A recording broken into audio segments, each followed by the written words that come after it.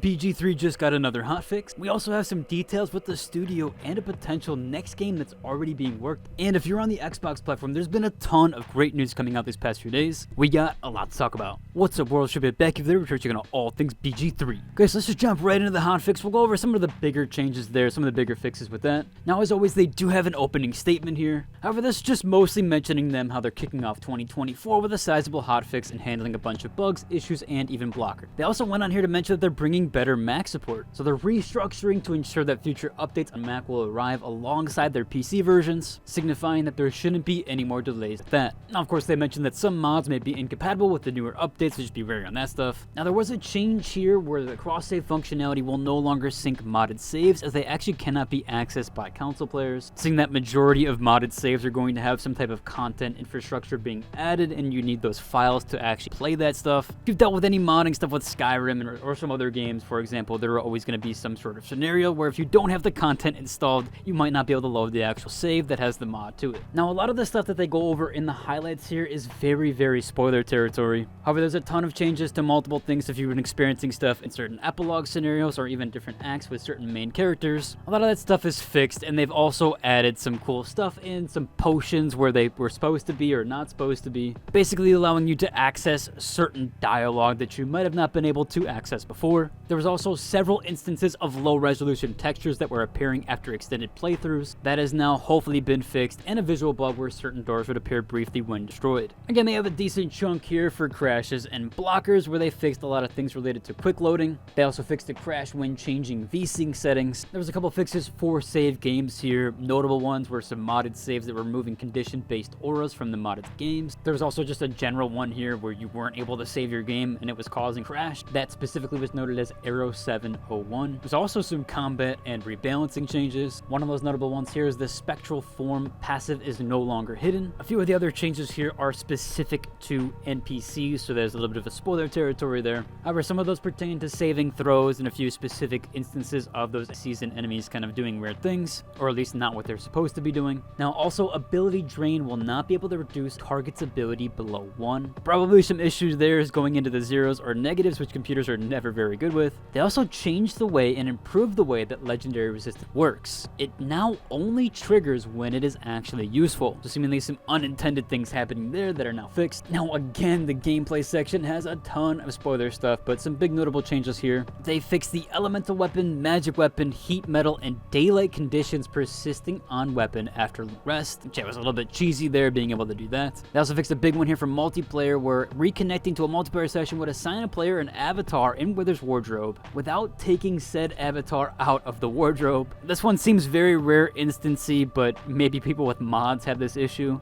Or if you stole a couple hundred items in one go, it would result in the game becoming unresponsive for quite some time afterwards while it deals with your kleptomaniac overindulgence. It may still freeze for a short period of time while processing the inventory transfer though. So they did fix it, or at least it will become responsive after some time. They also fixed a big one here. NPCs on the floor below you can no longer see you when looting a corpse up above them. So there was definitely probably some instances of that being a real big problem there, or at least when you're sneaking around or doing different things. Now, of course, they always have the flowing scripting portion here. Decent chunk of fixes there. Again, a lot of spoiler stuff. There's also two decent performance fixes here. They fixed an issue where switching party members would cause performance drops, and the texture issue in character creation at low and medium setting. Again, UI did get a tiny touch up here, but it's mostly just fixes for a certain thing. A lot of different triggers and pop-ups that weren't happening correctly, so a lot of that stuff is fixed now. There were some other minor fixes in level design, art, animation, sound, and writing. Nothing too crazy or too notable in those categories there, with even the level design change just being a world label and waypoint change. Now, Xbox has clearly been having a tough time with this release, not only receiving the game the last, but they also have had a ton of bugs that have just been save game bugs or different that. There's also been people getting banned before uploading certain content because they're recording the screen or using the actual in-game capture that Xbox has built into the system, which then was getting uploaded to the public, and yeah, that type of content shouldn't be on the public channels, or at least that's what Microsoft doesn't allow. So people were getting banned for that, although people pointed to Cyberpunk and a few other games that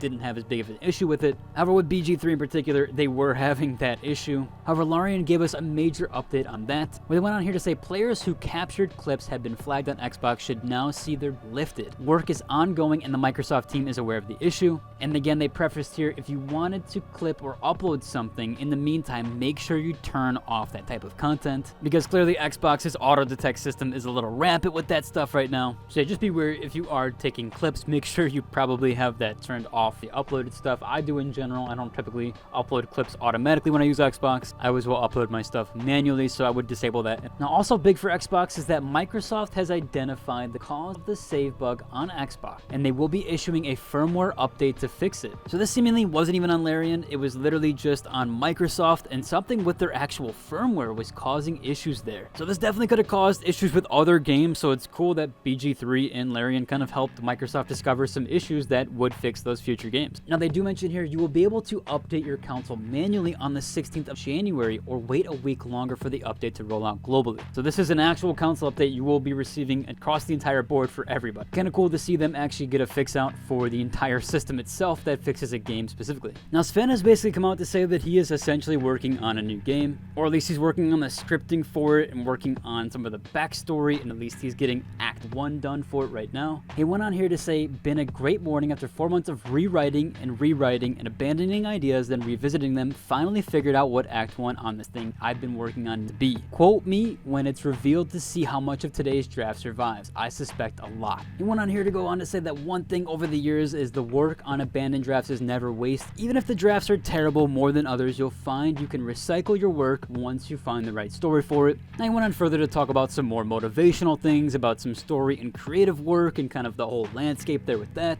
Now he did preface and go on here to mention saying that also it's not what you think, and this is not a teaser for an announcement, just genuinely excited about where this is going and wanted to share some of my excitement. It'll be quite some time before we talk about this. And the funny thing here is someone did comment saying Game of the Year 2029, and Swen did reply here saying I was going to say very funny, but then I counted on my fingers. Which yeah, 2029 is a lot closer than people think. We're already in 2024, so we're already getting up there in the numbers. So realistically, this is probably when we'll see the game is around 2028, 2029, maybe even later. Obviously, this was him just kind of like, not an announcement, but a very early discussion around the future of their studio, which is just really cool to see Swen and the team kind of continue to work and push for even more content, or obviously what seemingly looks like a new project. I think a lot of people, including myself, really want Larian to continue working on games, as we definitely need the push to be more like them, or at least hoping that other studios eventually follow in their path and push to be like. Overall, that should about cover for today's video. If you enjoyed, like, and subscribe. Into the next one. Deuces.